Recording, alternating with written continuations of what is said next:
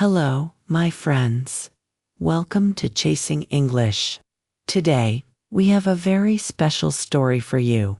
It's about a man who started with nothing, faced many problems, but still changed the whole world. His name is Steve Jobs. If you have ever used an iPhone, a MacBook, or admired a beautiful Apple product, then you have already seen his work. But Steve Jobs was not born rich, and life was not always easy for him. His journey had happy times and sad times, but one thing never changed: he never gave up. Here on Chasing English, we love sharing stories that help you learn English and grow your mind. Reading every day will make your English stronger. Listening and reading together will make you understand more words, speak more clearly, and feel more confident. So, practice with us every day, and step by step, your English will get better and better.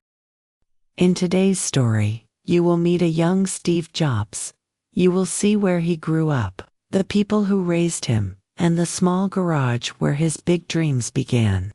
You will learn how curiosity, creativity, and hard work can change not only your own life, but the lives of millions. So, are you ready? Let's open the first page of the story of Steve Jobs and take our first step into his incredible journey together. Here on Chasing English. Steve Jobs was born on February 24, 1955, in San Francisco, California. From the very start, his life was not easy. His real parents, Joanne Skeebel and Abdolfa Jandali, were young and not ready to raise a baby. They made the hard choice to give him up for adoption. A kind couple, Paul and Clara Jobs, adopted Steve. Paul worked as a mechanic and loved fixing things. Clara worked as an accountant. They were not rich, but they gave Steve a warm home full of love. Steve was different from other kids. While many children played outside, Steve liked to ask questions. How does this work? Why does this toy move like that? What happens if I take it apart? Paul saw that Steve was curious, so he began to teach him how to build and repair things. In their garage, they fixed cars, radios, and small machines together. Paul told Steve, "If you make something, make it the best it can be. Pay attention to every detail." These words stayed in Steve's heart forever. At school, Steve was smart, very smart. But he was often bored because the lessons felt too easy. Sometimes he played tricks on teachers just for fun. Once, he even made a small explosion as a prank. Steve's mind was always busy thinking of new ideas.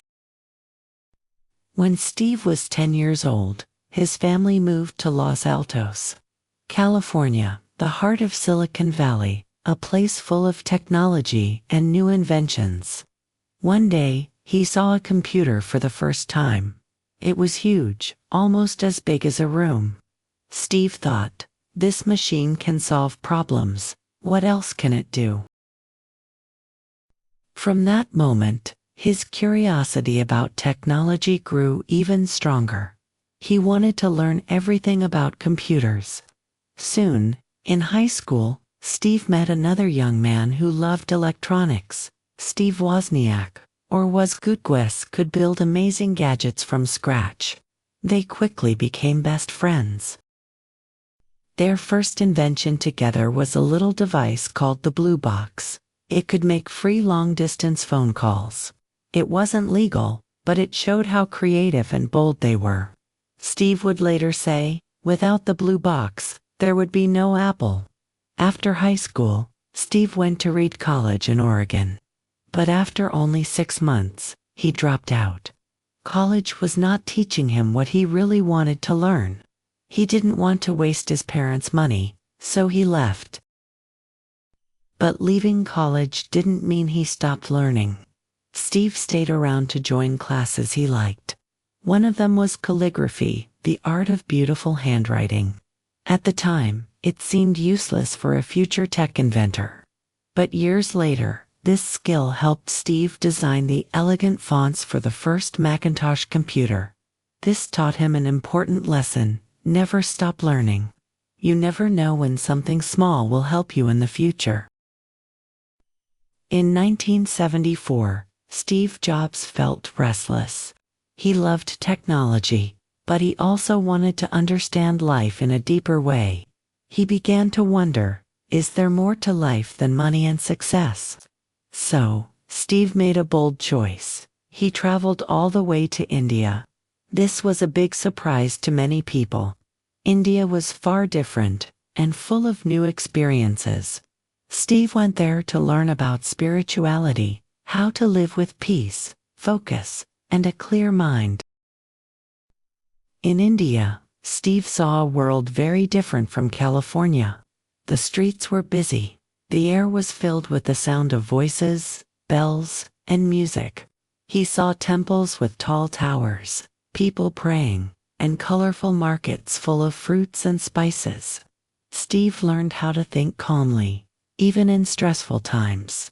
He learned to listen deeply, not just to others, but to himself. He practiced focusing on one thing at a time and finding beauty in small, simple moments. When Steve returned to America, he was not the same person. He was calmer, wiser, and more certain about what he wanted. He didn't just want to make gadgets. He wanted to make something that would change the world. At the age of 21, Steve and his friend Steve Wozniak started a small company. They had no big office, no expensive machines, just a garage in Steve's parents' home. But they had big dreams.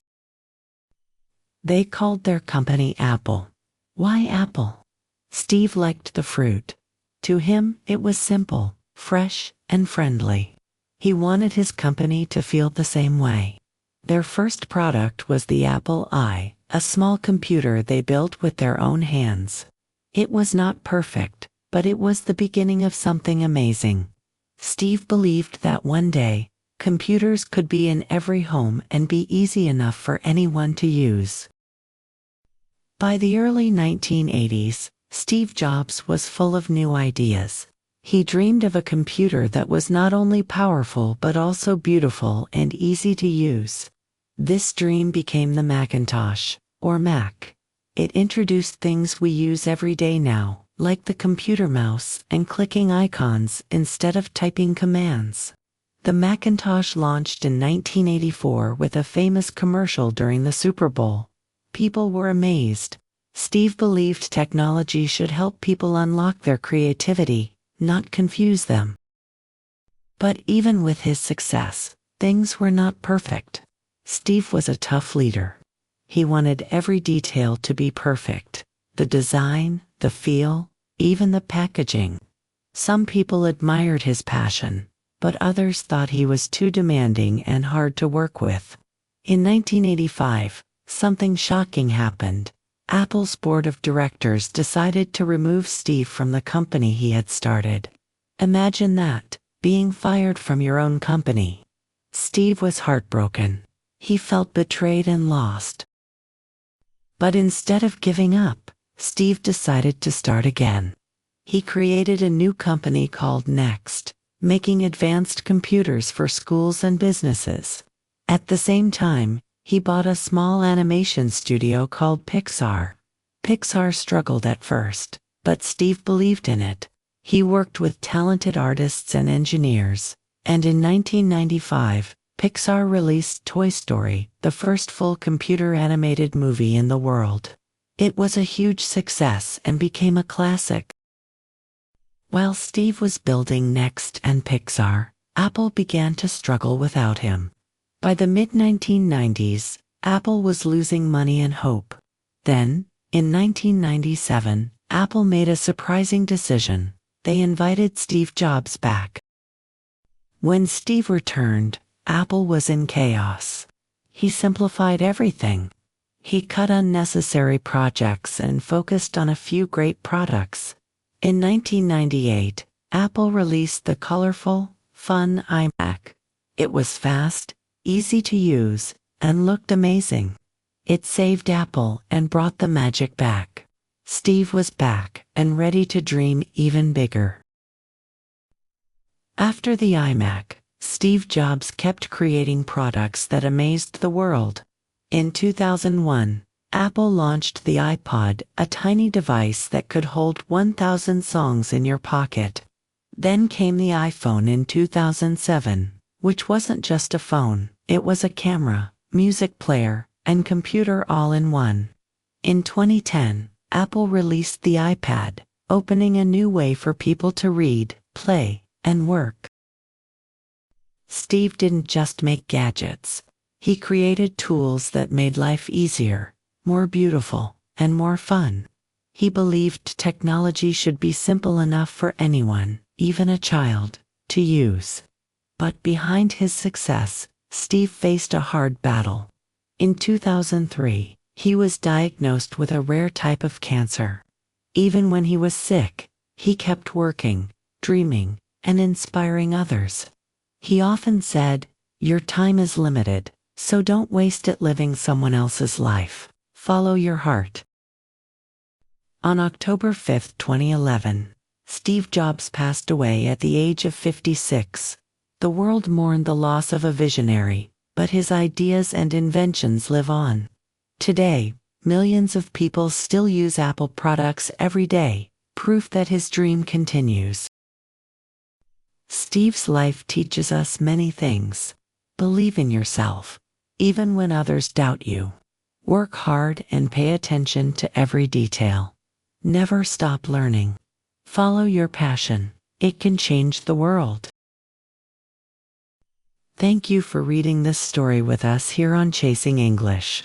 Just like Steve Jobs never stopped dreaming, you should never stop learning. Every day you practice reading, listening, and speaking English, you take another step toward your goals. Remember, even small steps lead to big changes. Keep going, stay curious, and believe in yourself. If you enjoyed this story, follow Chasing English for more inspiring stories that help you grow your English and your dreams. See you in the next story, my friends.